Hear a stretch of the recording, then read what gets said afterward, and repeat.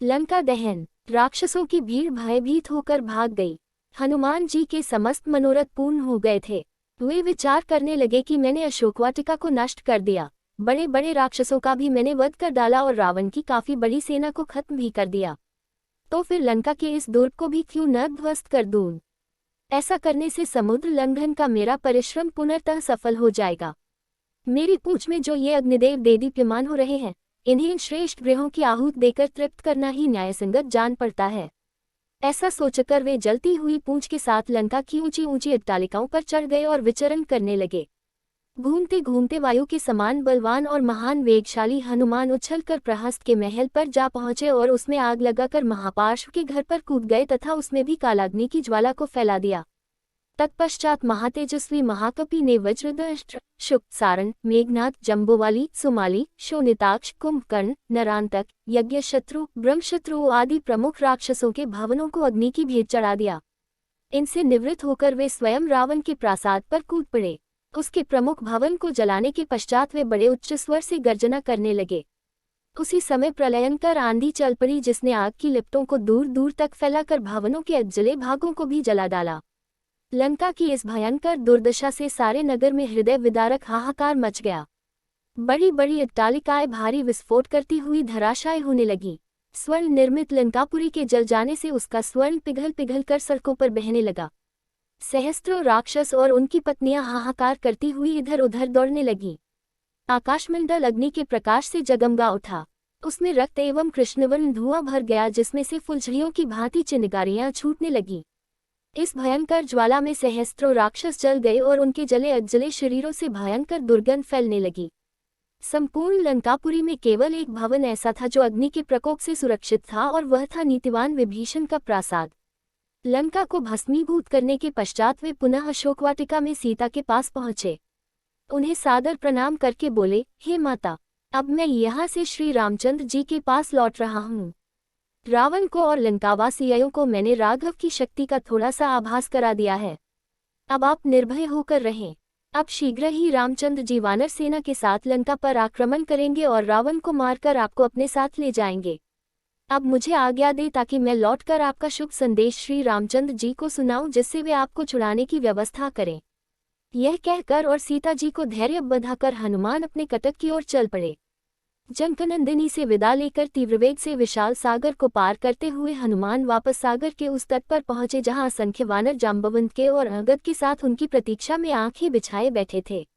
अपने साथियों को देखकर हनुमान ने आकाश में ही भयंकर गर्जना की, जिसे सुनकर जाम्बवंत ने प्रसन्नतापूर्वक कहा, मित्रों, हनुमान की इस गर्जना से प्रतीत होता है कि वे अपने उद्देश्य में सफल होकर लौटे हैं।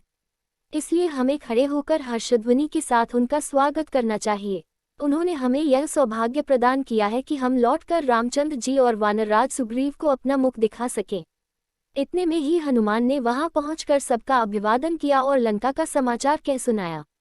जब सब वानरों ने सीता से हुई भेंट का समाचार सुना तो उनके हृदय प्रसन्नता से भर उठा और वे श्री रामचंद्र तथा पवनसुत की जय जयकार से वातावरण को गुंजायमान लगे। इसके पश्चात वे लोग हनुमान को आगे करके सुग्रीव के निवास स्थान प्रस्रवण पर्वत की ओर चले। मार्ग में वे मधुवन नामक वाटिका में पहुंचे, जिसकी रक्षा का भार सुग्रीव के मामा दधिमुख पर था। इस वाटिका के फल अत्यंत स्वादिष्ट थे और उनका उपयोग केवल राजपरिवार के लिए सीमित था।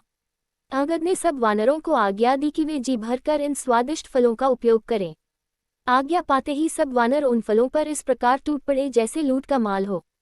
अपनी क्षुधा निवारण कर फिर कुछ देर आराम कर वे सब सुग्रीव के पास पहुंचे और उनसे सारा वृतांत कहा। सीता का संदेश देना। समस्त वृतांत सुनने के पश्चात सुग्रीव सभी आगत वानरों सहित विचित्र कानों से सुशोभित प्रस्रवण पर्वत पर श्री रामचंद्र जी के पास गए। करबद्ध हनुमान ने रामचंद्र जी को सीता जी का समाचार देते हुए विनयपूर्वक कहा, प्रभु, रावण ने जानकी जी को क्रूर राक्षसियों के पहरे में रख छोड़ा है, जो उन्हें नित्य नई नई विधियों से त्रास देती हैं और उनका अपमान करती हैं। यह सब कुछ मैंने स्वयं देखा है। वे केवल आपके दर्शनों की आशा पर ही जीवित रहकर यह दुख और अपमान सहन कर रही हैं। उधर रावण निरंतर उनके पीछे पड़ा हुआ है। वे अपने सतीत्व की रक्षा के लिए सदा भयभीत रहती हैं। इतना कहकर हनुमान ने सीता के द्वारा दी गई दिव्य चूड़ामणि श्री रामचंद्र जी को देते हुए कहा, नाथ, मैंने उन्हें आपका संदेश सुनाकर आपकी मुद्रिका दे दी थी। उन्होंने यह अपनी निशानी आपको देने के लिए दी है। सीता का संदेश पाकर श्री राम अत्यंत प्रसन्न हुए और उन्होंने उठकर पवनसुत को अपने हृदय से लगा लिया।